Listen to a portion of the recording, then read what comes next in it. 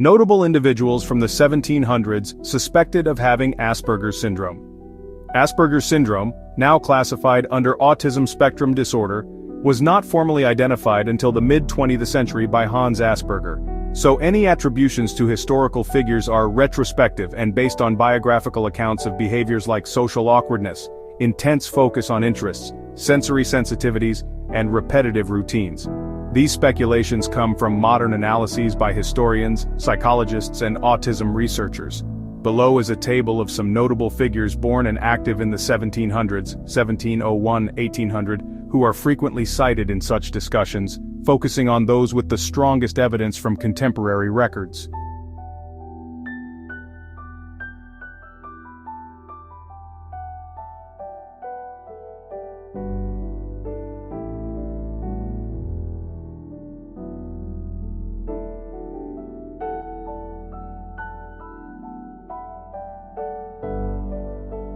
Name lifespan suspected traits notable achievements Henry Cavendish, 1731-1810 extreme reclusiveness, avoided eye contact and social calls, communicated with servants via written notes, described as emotionally distant and obsessive about precision in experiments. Pioneering chemist and physicist, discovered hydrogen gas, measured the Earth's density.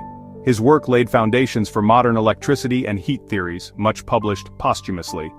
Benjamin Banneker, 1731-1806, fixation on mechanical objects, for example, obsessively studied and replicated a pocket watch.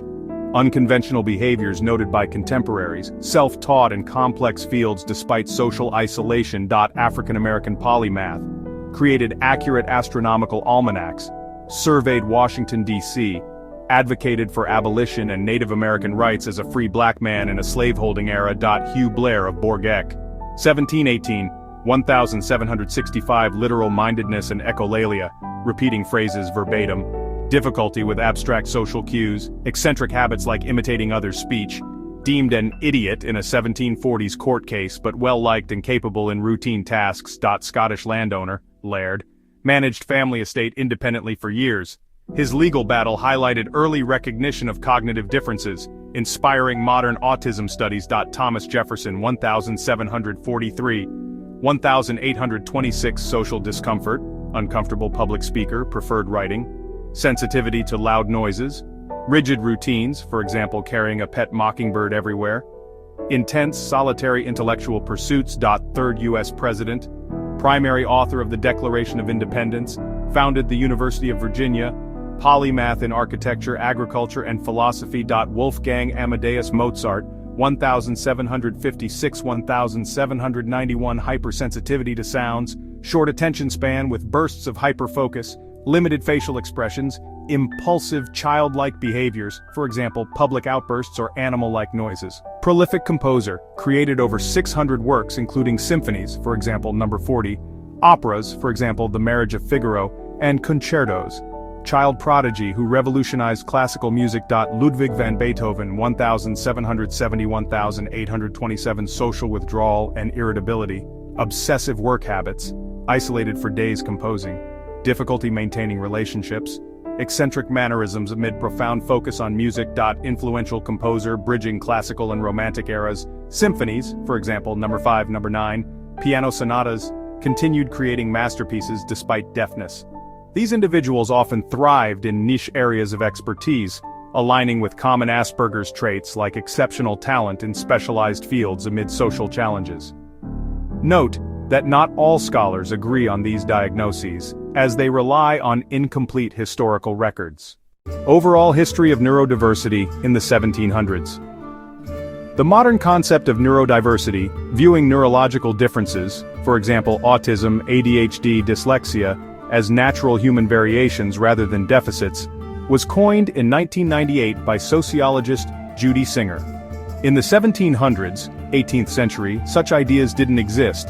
Instead, people with cognitive, sensory, or behavioral differences were typically pathologized under broad labels like idiocy, madness, melancholy, or folly. This era, part of the Enlightenment, marked a transitional period in Europe and the American colonies.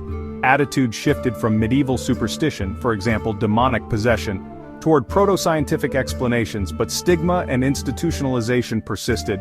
Below is a high-level overview drawing on historical scholarship. Societal perceptions and terminology, labels and stigma. Differences were often moralized or medicalized vaguely.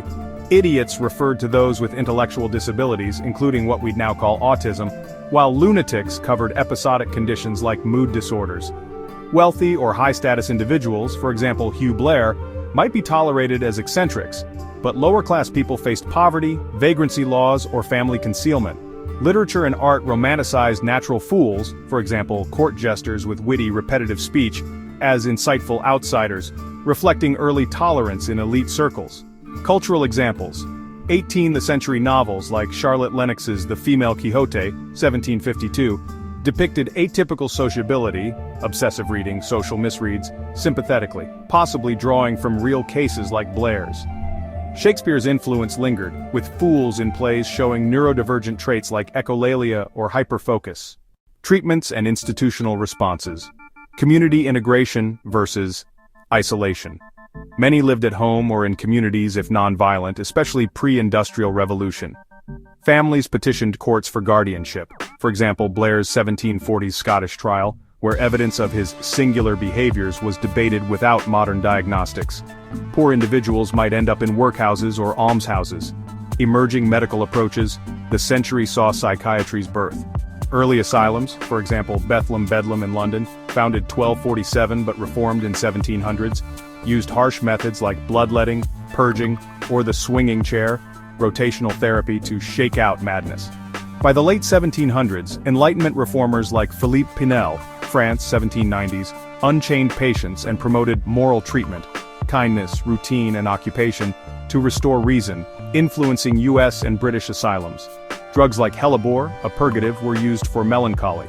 Regional variations. In Europe, humoral theory, imbalances of bodily fluids, dominated until mechanistic views, for example nerves as hydraulic systems, emerged. Colonial America mirrored this but with added racial biases. Enslaved black people like Banneker faced compounded marginalization. Broader shifts in legacy. The 1700s laid groundwork for 19th century reforms with growing emphasis on observation over punishment. However, neurodivergence was rarely celebrated. It was endured or hidden. Retrospective studies, for example on Blair or Cavendish, highlight how these individuals contributed despite or because of their differences, fueling today's neurodiversity paradigm. For deeper reading, see Rab Houston and UTA Frith's Autism in History, The Case of Hugh Blair of Borg, 2000.